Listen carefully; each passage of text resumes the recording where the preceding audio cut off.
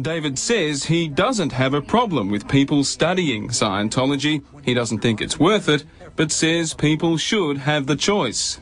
But the church, the structure of the church, I believe that should be dismembered brick by brick. And I personally believe it is happening. David has even joined the worldwide protests held by a group called Anonymous, calling for Scientology to be outlawed. They're both children. Yeah. Well, he's like 12 or 13. Yep. And probably about 15 or 16. Young girl should be in school. Is she getting homeschooling? No. Well, they would say she is. Well, there's a couple of hours a day that she gets. Who, this one here? Yeah, that's unsupervised. Unsupervised and untested. Our source claims only 2 of the children get that. The rest, he says, get no homeschooling. Well, the official line, that is what the org will tell you, is that they get homeschooling.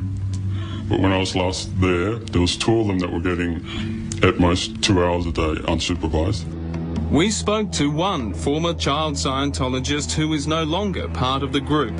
She was still too upset to appear on camera, though she has written an account of her time in Scientology. The manual labour was exhausting. I wasn't sleeping well, averaging 5 hours a night. The food was so awful I couldn't bear to eat anything more than toast and bits of salad. I had already been verging on the side of emaciated when I was living in Melbourne. I was unspeakably miserable, but there was no way out. We've also been contacted by other former Scientologists claiming this happens in Sydney and in every city where Scientology has set up here. I've repeatedly invited the Church of Scientology to respond to our story. They refused to speak with me. But through a third party, Scientology spokesperson Vicky Dunstan says that this story she knows came from David Graham, that he has real problems. In fact, as you've seen, the story did not come from David Graham. She says there are 5 children being homeschooled in the Melbourne branch and they are above average. They love being there with their parents. No children, she says, work 40 hours a week. They simply run the odd errand. Brian Seymour has been hitting us for a year. He has a campaign to destroy us and is working with Anonymous. There is no campaign. I'm not working with any protest group. I'm simply reporting something that more and more ex-Scientologists are desperate for you to hear. What do you want to see happen? I want to see the contract brought out into public. And here it is, a Scientology staff contract.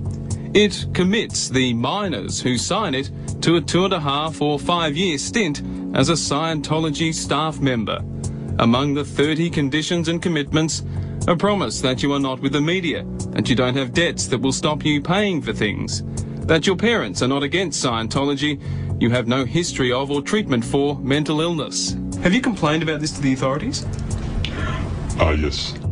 Victoria's Workplace Ombudsman is investigating Scientology's employment of children. The Victorian Department of Education says it will base its inquiries on information we've provided to them. The only study that he gets is Scientology study. That's learning how to be a staff member. What about numeracy, literacy, English, No. basic, rudimentary sociology, history? No. Physical education, No. art? No. None of this?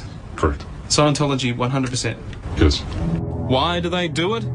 Because of their belief that only Scientology will save mankind. A belief built on the story of an alien named Xenu, who millions of years ago supposedly brought alien entities to Earth and blew them up in volcanoes around the world.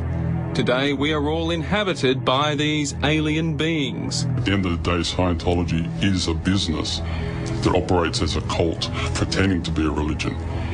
So it gets away with it because of that. Tomorrow, an exclusive interview with the Hollywood star who's left the church over its beliefs and conviction about making money.